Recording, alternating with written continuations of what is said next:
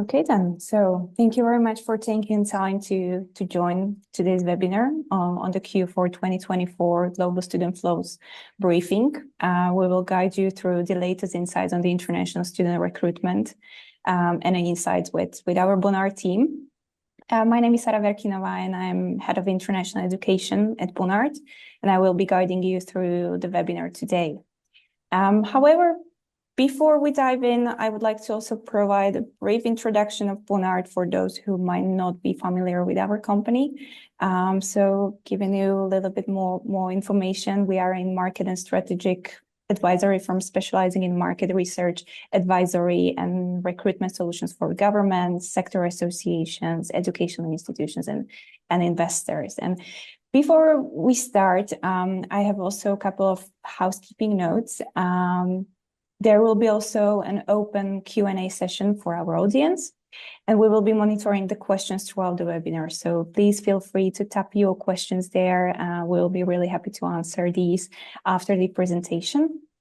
The recording of the session along with the slides will be also available after the webinar, so you can request it through our team.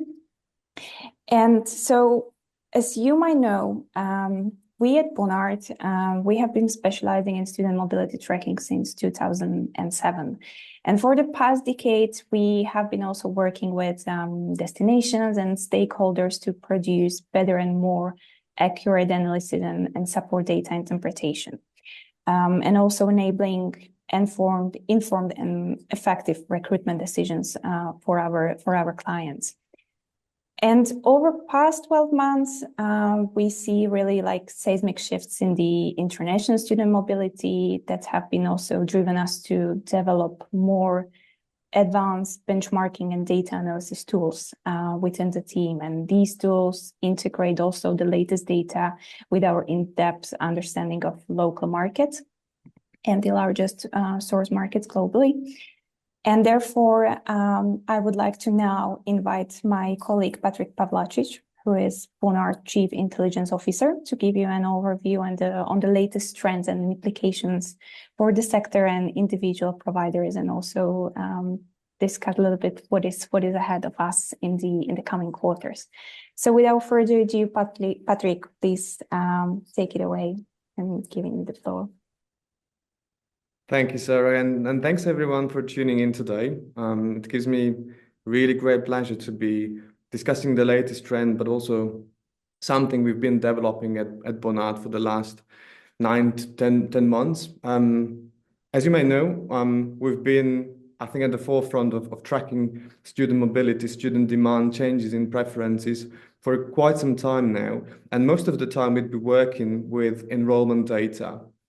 Given the magnitude of the shifts that we're seeing in the market, we started to explore the possibility of working with student visa data, namely visa grants and visa grant rates, to better understand the implications of the, I'd say, dramatically changing global landscape, and to be able to identify ways for providers to cope with the situation.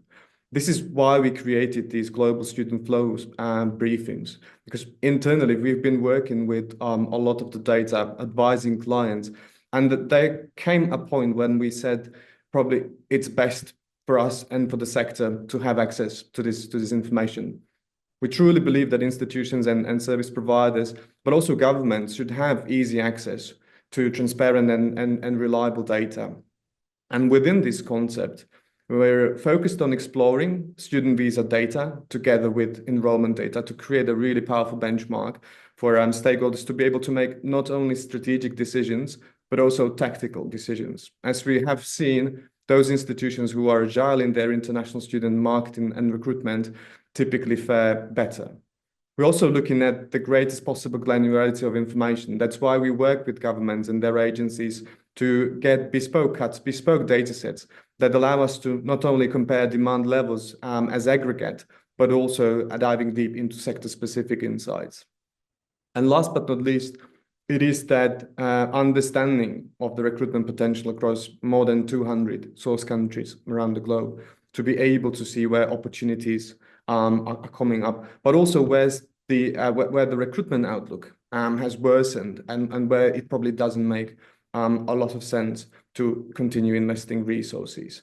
I think we all know that the question of resources has become a difficult one for a number of institutions and stakeholders. Hence, being able to invest resources in proper techniques, in proper markets, in proper partners will define who's going to be successful in the long term or not.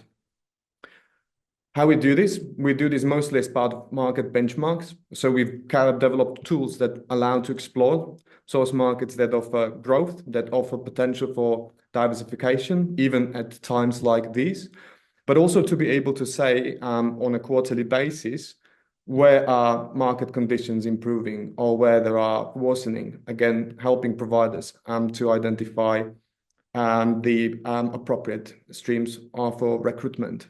And last but not least, is it to also demonstrate how you yourselves could come to a sort of strategic market selection, which we believe is at the forefront of all international student recruitment activity.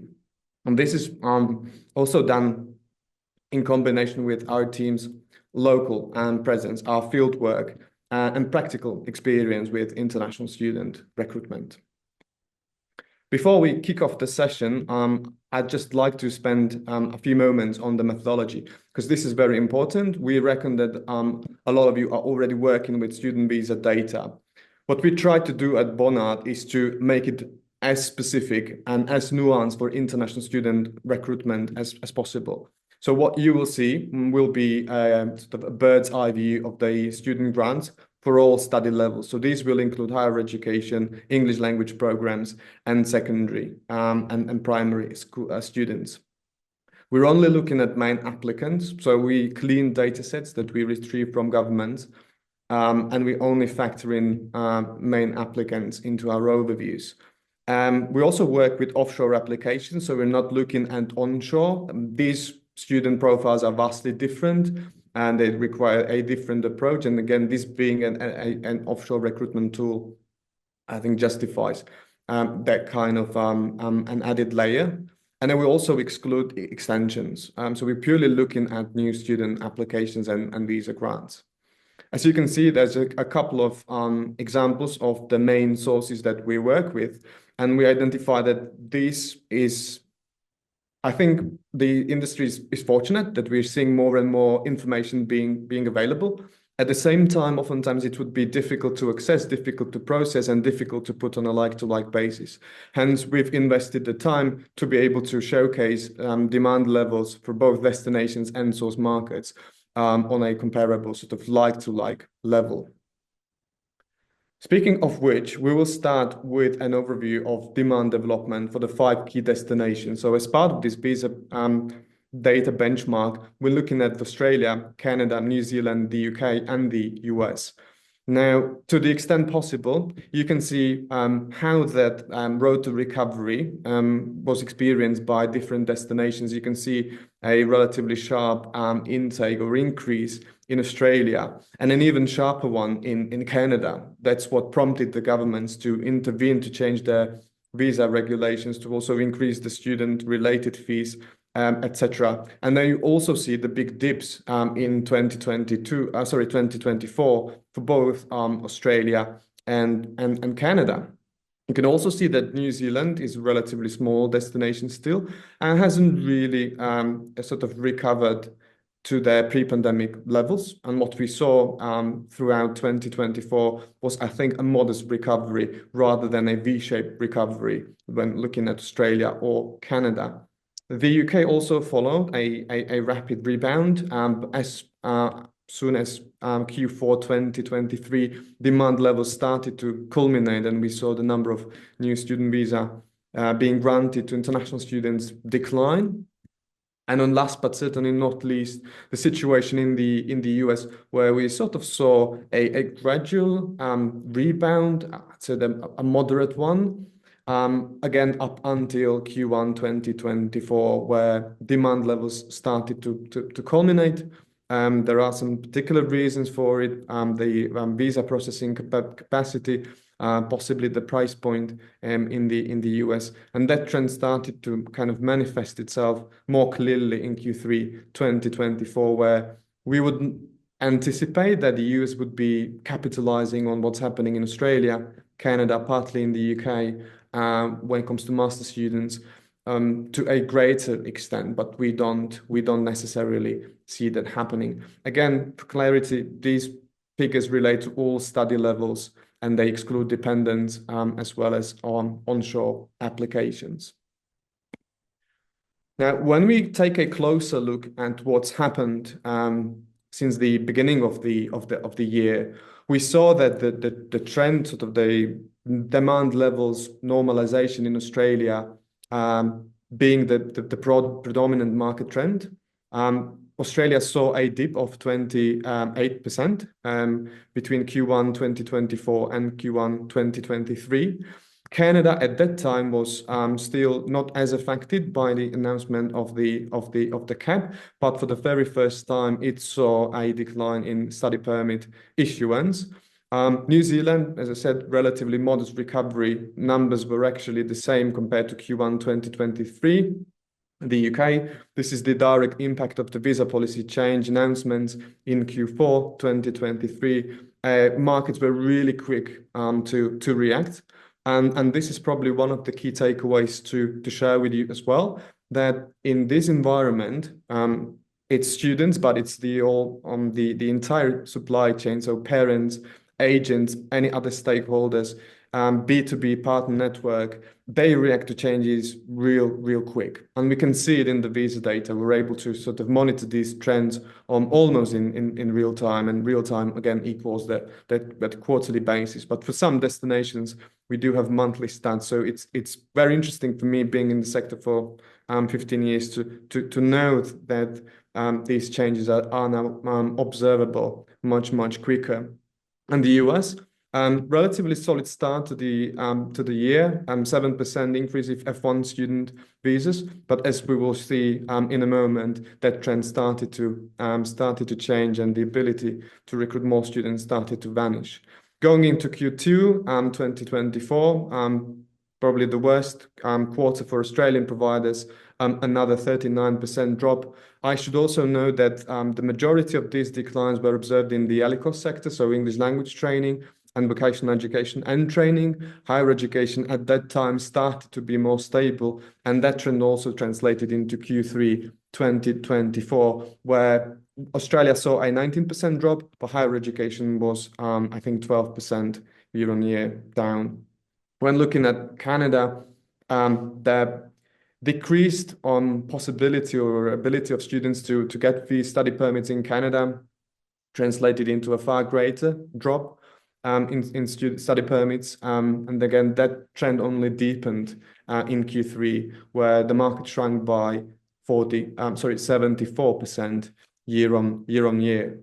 New Zealand started to benefit at that time. We saw some sparks of rebounds at the markets sort of helping grow, but that growth started to sort of decline in Q3. There were a few markets like Sri Lanka actually having really solid performance and outperforming their 2019 levels. But overall, New Zealand doesn't seem to be capitalizing to that extent as probably anticipated, which also tells you that there's other destinations that are benefiting from these changes.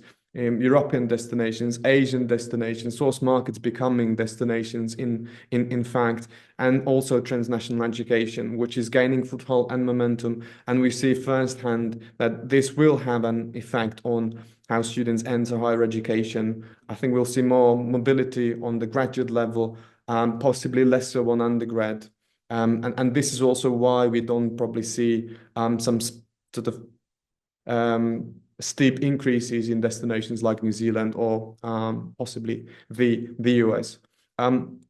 The UK's data will be available, I believe, towards the end of this week or early next week, so we can't really tell. But the number of applications for the UK year-to-date September is 16% down. So and Q3 being the most important quarter for UK providers will be quite telling. So we do anticipate an overall decline in the UK as well. And then interestingly, when we look at Q3 data for the US, we noted that the F1 student visa issuance was down by 21%. And in a minute, we'll also be able to break this down by source countries.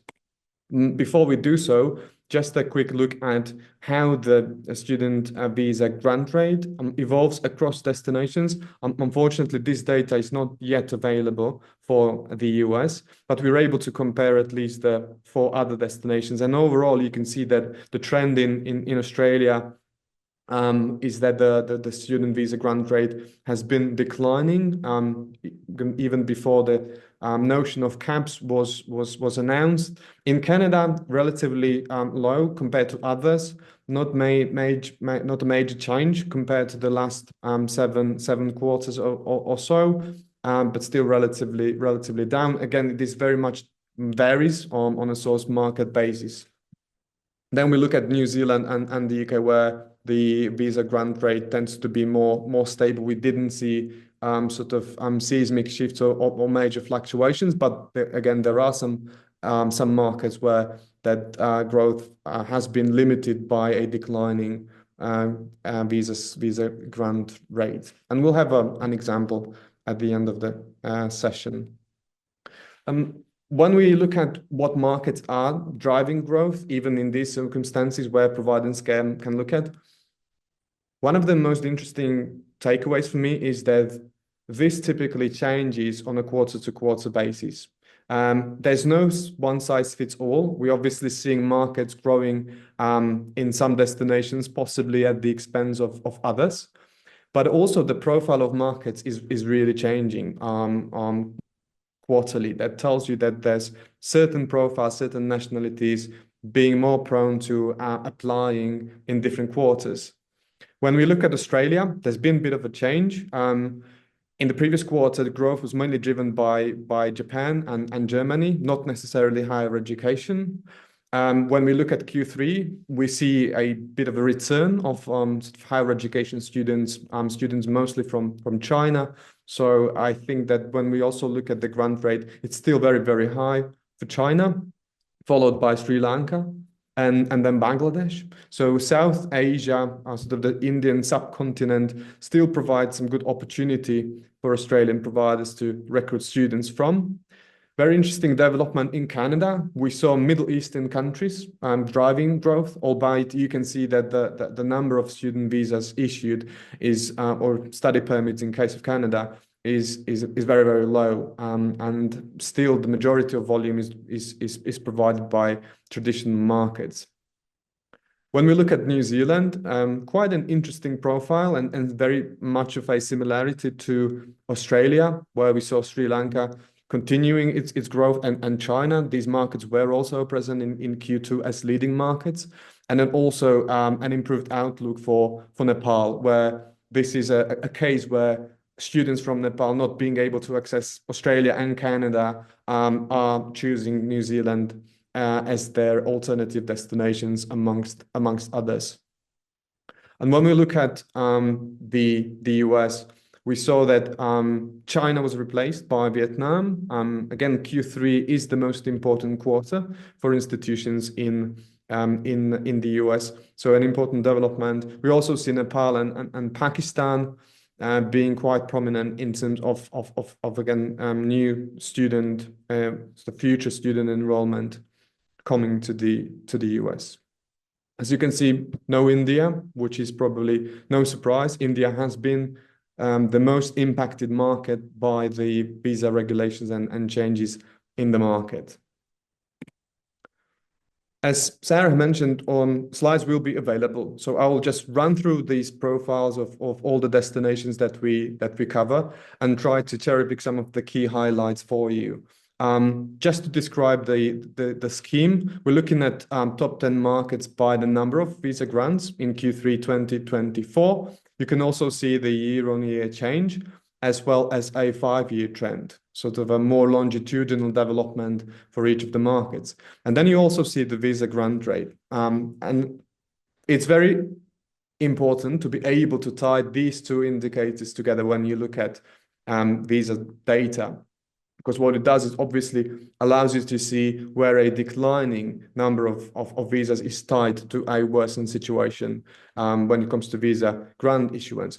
But also it's vice versa. Sometimes we do see improvement in visa grant rate, but this is due to the fact that the market volume has severely declined, and so we're seeing more bona fide students. We're seeing more applications being granted as a percentage.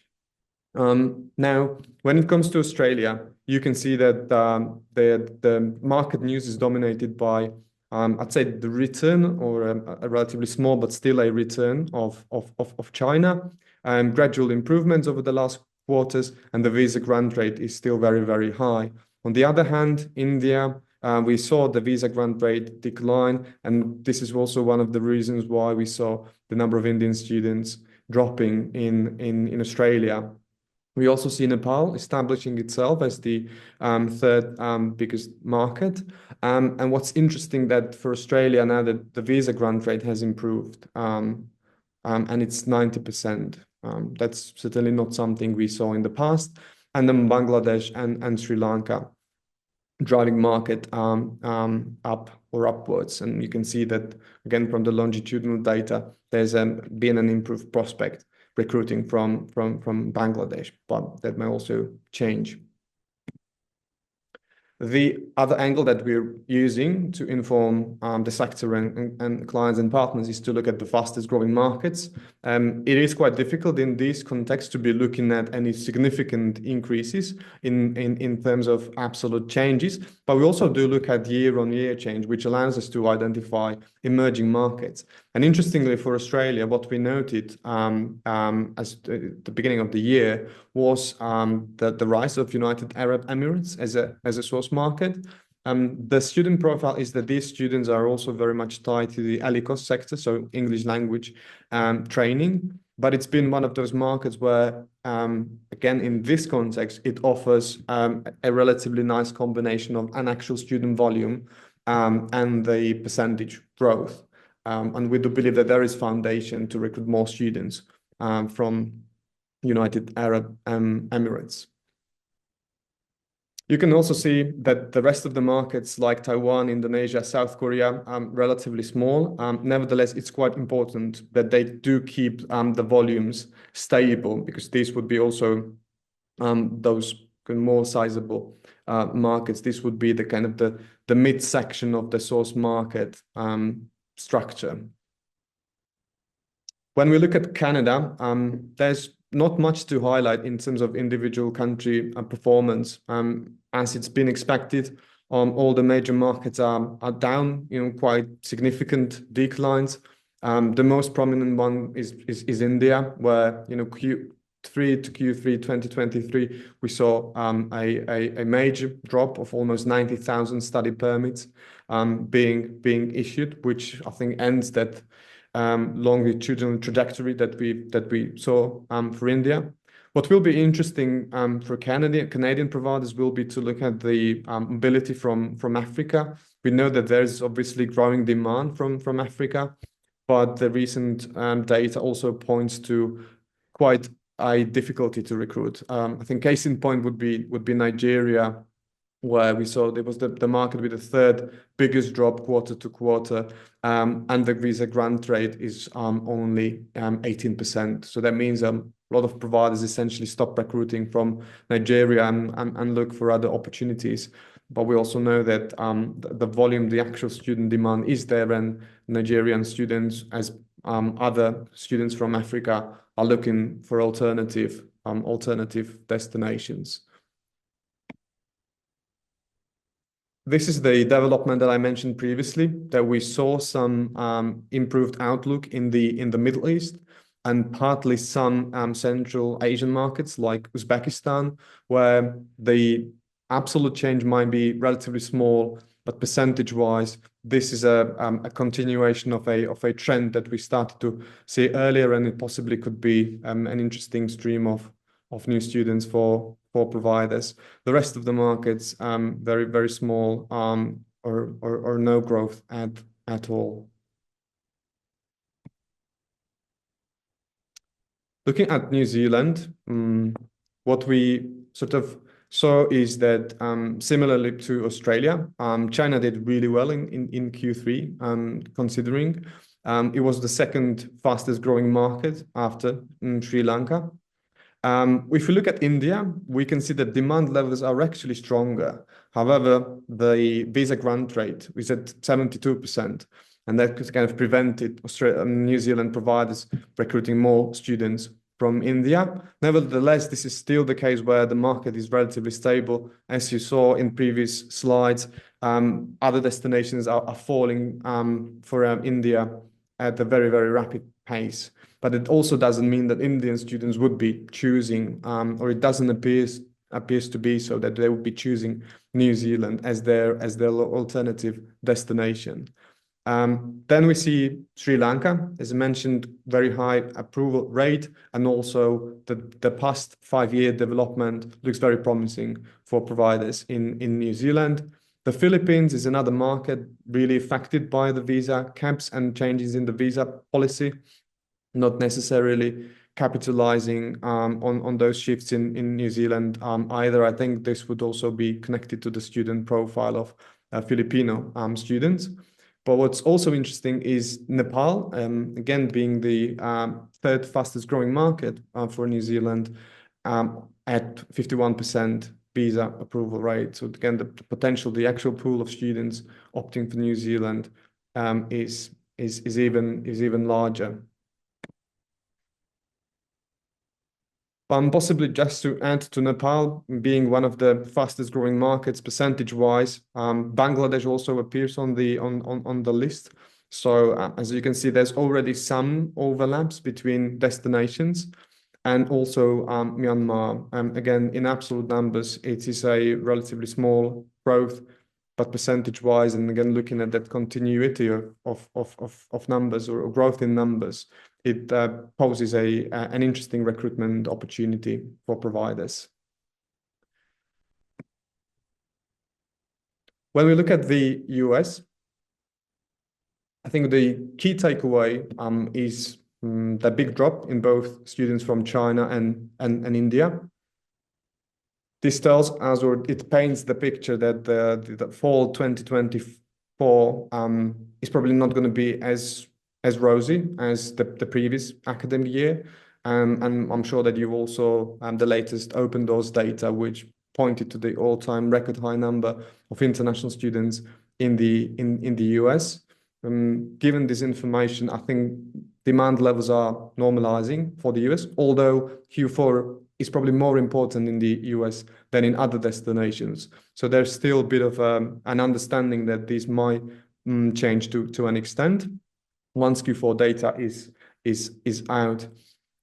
What is interesting to note is obviously Vietnam and again Nepal driving growth, especially for Nepal. We've seen that kind of market trajectory. We've been anticipating that Nepal will become one of the markets driving growth for US providers, and that turns out to be quite accurate. What I would also note is that markets like South Korea and Japan being quite stable, and this is important because they do offer growth potential, but also deliver volume to providers. Excuse me. And looking at the fastest growing markets, these markets are quite specific to the US. Besides Vietnam, Nepal, and Pakistan, we saw interesting growth from Kyrgyzstan, Mongolia, and Zimbabwe. Zimbabwe is replacing some of the African markets that we saw driving growth in the past, like Nigeria, later on Ghana. It will be very interesting to follow this development and trend. Mongolia, I partly think that this is also thanks to the development or due to the development in Australia. Mongolia was one of the fastest growing markets for Australia in 2023, but also due to the implications that we saw, it's no longer growing, and it might be that students are looking for alternative destinations.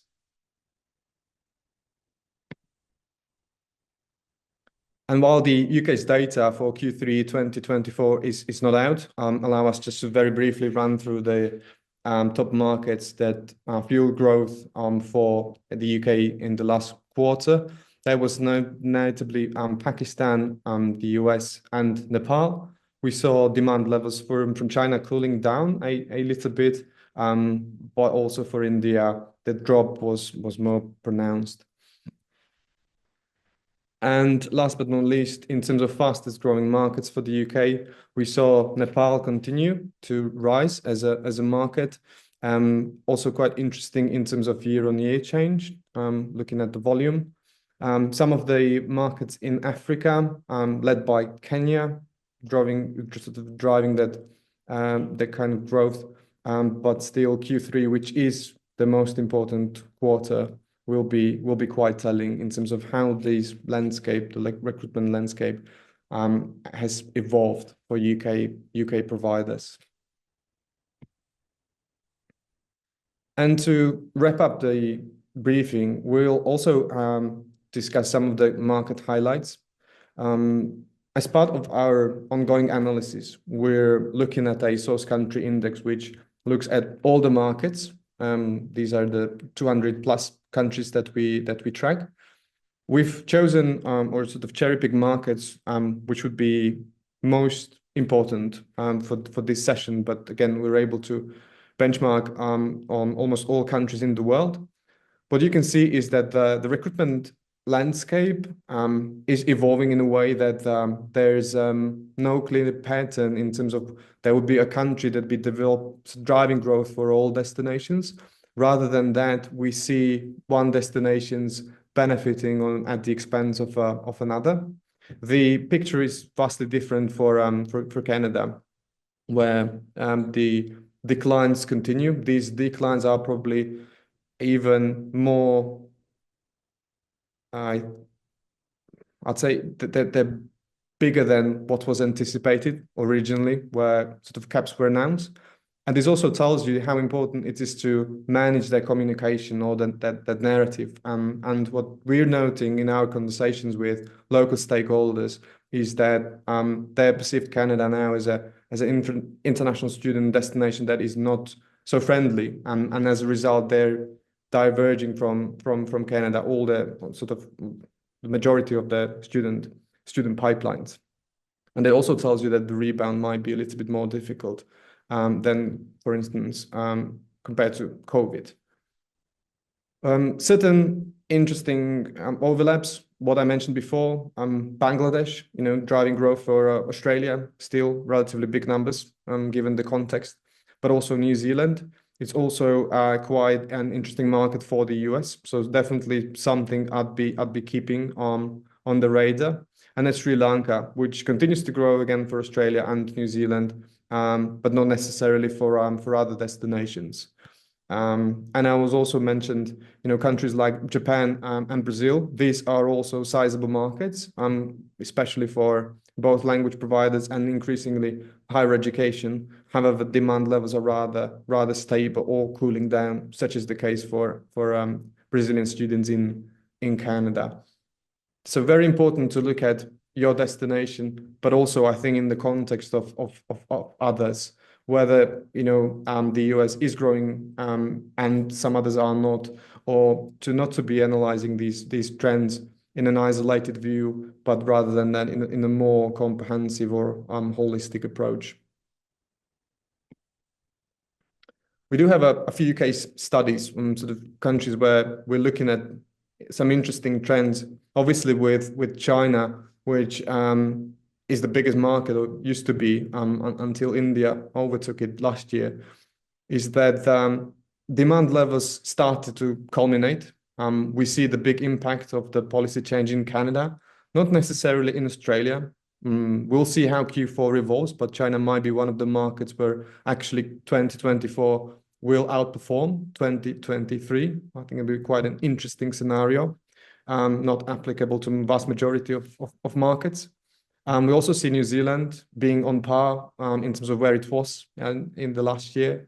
But the UK is an interesting picture to look at.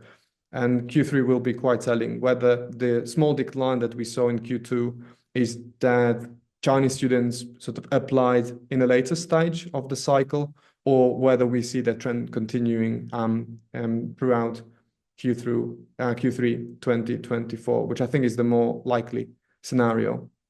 And then the US, where demand levels started to culminate. And as a result of that, we saw few Chinese students applying to US institutions, again, despite that relatively positive first half of the year. Another example of sort of contradictory trajectories is Nepal, where the market really boomed, rebounded real strong for Australia, and also Canada. You could see that this was a very, very strong and rapid recovery. We see these markets now declining. Nepalese students are quite affected also by the visa grant rate, and started to look for alternative destinations already in 2023. So you could see how the mobility is moving towards where students can access higher education system, and very strong development for the US in particular. So we're in Q3 and numbers are already far higher than the entire previous year. Few more. One of the interesting countries that we've done a lot of projects as well on the ground is Vietnam. We saw the really rapid recovery for Australian providers. Now that market is probably at 50% of where it used to be at the end of 2023. We also saw Vietnam being one of the countries driving relatively stable increases for providers in Canada, but also becoming a victim of the caps in a way,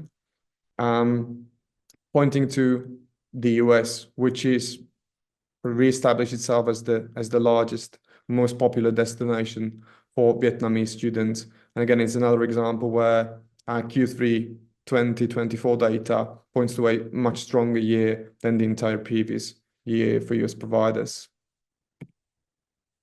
And last but not least, taking a closer look at African markets, Ghana in particular, we saw this becoming one of the leading emerging markets in 2022. That trajectory was later on confirmed by a very strong 2023. What we're seeing now is that the number of student visa grants is dropping. Possibly the US could be the only destination again where there's going to be some growth, or the market will be stable. If you look at the numbers in Canada or the UK, both are significantly down. And this is an example of how we track the development in student visa grant rates. Looking at Bangladesh, it's an interesting example because many countries for Australia noted a significant drop and a gradual drop in student visa grant rates. Bangladesh is not one of those cases. And I think thanks to that, we saw consistent performance and growth for Australian providers. When we look at Canada, the numbers are severely different. 25% as of Q3 2024. That means 1 in 4 students from Bangladesh is getting a study permit in Canada. We saw consistent declines in New Zealand, and then a bit of a drop, a seismic shift in the UK in Q1 2024, followed by an improvement normalization in Q2 2024. But this is very important to be able to, again, pick markets where it makes sense to invest, especially in marketing campaigns and activity, but also it's a tool how you can talk to your partners, local partners, and let them know that there's a benchmark in terms of how they could possibly perform, what to expect from the market, and how to set oneself, is it the market share game? Is it the market where I'm still able to grow my presence or not? And finally, some key takeaways that will help you translate these pictures into how enrollment in Q4 2025 is going to look like. What we're seeing in Australia and Canada is a massive drop, 44% drop in Australia, and 67% drop in study permit issuance in Canada. New Zealand, relatively slow rebound compared to the rebound that we saw in other destinations, but we also need to acknowledge that the destination opened later, far later than others, not sort of returning to the pre-pandemic levels. What we're seeing in the number of applications being issued or being launched in the UK, that there's been a 16% drop compared to the same period in 2023. And also the trend I mentioned before, that we don't see the US necessarily capitalizing on developments in other markets. Having said that, there might be some differences. For instance, we anticipated for graduate programs in the US, there is still strong demands, still potential and increases for providers, but undergrad and other sectors might be struggling. When we look at source markets, India is the one facing the biggest challenges. So in Q3 2024 alone, we saw 114,000 fewer student visas being issued across these 5 destinations. So this is the mobility that's channeled to other alternative destinations.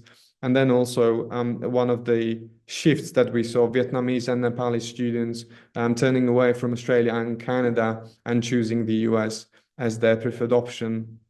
Looking at possible opportunities, we saw that some growth, or the majority actually of it, is concentrated in South and Central Asia, as markets like Pakistan, Nepal, Bangladesh, but also Uzbekistan and Kyrgyzstan. While we understand that the volumes are relatively small, again, looking at what could be on the horizon, these are the markets that have been demonstrating consistent year-on-year increases. Then also the Middle East, we do anticipate smaller growth in terms of actual numbers, but percentage-wise, and looking at where the market is in terms of development, so the development stage, we do see future potential in recruiting more students from the region, and also African markets, where the single biggest, I think, obstacle is going to be visa processing, or the ability to get a visa. But we also know that affordability is becoming an important factor, how students sort of choose their destinations and where they apply. If this was interesting to you, I'd like to encourage you to please talk to us. If you're looking to either identify priority markets, or you're revamping your strategy, as I noted, we do believe that institutions should have access to this information. And the data that we've showed you today is also available through our upcoming data platform and interactive platform. And so if you'd be interested to learn more about this, we'd be very glad to hear from you. And on that note, I'd like to thank everyone for their attention. I do believe that there is still some time for some questions and answers. So thank you very much. Thank you very much, Patrick. This was indeed really insightful presentation, really combining the data across individual study destinations, and also the sharing the fresh data on the visa grant rate and individual granted visa. So now I would like to give the floor to Q&A session. So if you have any questions, please feel free to tap there in the chat or in the Q&A box. We'll address as many as we can in the time we have left. But I see that there is one interesting question already. So you mentioned during the presentation that Nepal is actually a promising market driving a growth. And the question is actually whether you think that this market is also promising for English language programs or only for degree programs. That's a really good question. And to be honest, we have not seen the kind of growth in ELT in the global market, where we work with the 8 major destinations and we've been tracking the market for the last 10 years. We have not noted the kind of growth in ELT. It's not mirroring what we're seeing in higher education and degree-seeking student mobility. Thank you very much for your answer. I have one more question I actually wanted to ask, because, you know, as a chief intelligence officer, you will engage closely with individual educators, study destinations, and also traveling to source markets. And in your view, where should individual educators or universities concentrate their recruitment efforts to really kind of maximize the success? And what are, from your perspective, the key trends that it will be actually shaping the 2025? Well, okay, yeah. I think that question requires broader elaboration.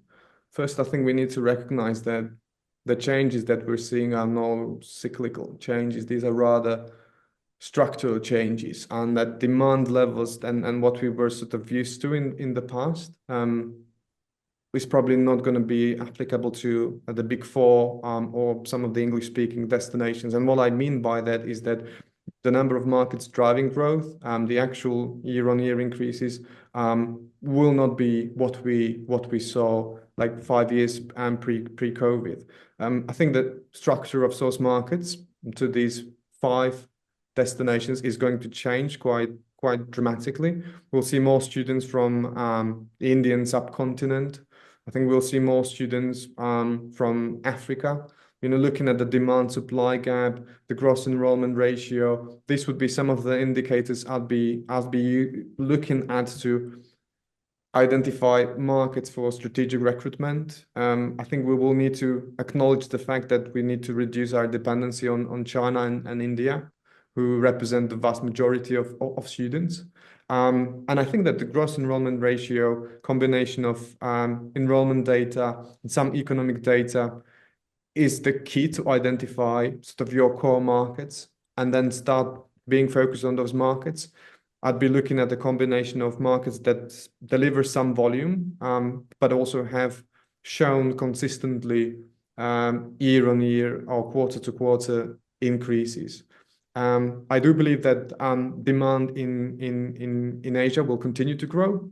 I think this will be, though, challenged for educators in the Big Four by the increased proliferation of international schools, T&E delivery models, and also intra-regional mobility. We've seen destinations in Asia and now also in Europe growing relatively fast, being able to capitalize on these opportunities. And that also tells you one thing, that markets which will be sort of the common ground for the traditional destinations and non-traditional destinations, the student acquisition cost will increase quite rapidly. Competition will increase as well. So being able to identify your sort of priority markets, invest into those to make a difference will be key. Thank you very much. This was really, really insightful. And thank you very much for sharing your perspective on 2025 as well, since we are closely approaching the end of the year. I know that we are a little bit run out of time and longer than anticipate, since we are slowly approaching the time concluding the webinar. We have actually one last question, and this is actually asking on whether the UK Q3 data will be available already in the slides for the distribution. Yep, it's a great question. I think we wouldn't want to delay this unnecessarily, but if the data is available before the end of the week, I think we'd be able to incorporate it, or we might be sharing two different versions. This one, and then as soon as we have the data processed, an updated one. Thank you. Thank you very much for answering this as well. And with the last one question in the Q&A, is it asking whether the data is also available whether the data is available specifically only for higher education, excluding, for example, ELICOS data? Yeah, this is available. It's a bespoke cut that we're able to do. So very happy if you can reach out to us. We can certainly discuss how we can do a higher education specific assessment. Thank you very much, Patrick. Thank you very much, everyone, for joining us today.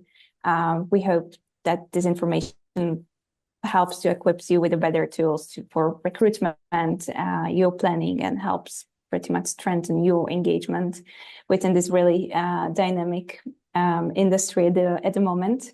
So once again, thank you all for taking time to join us today.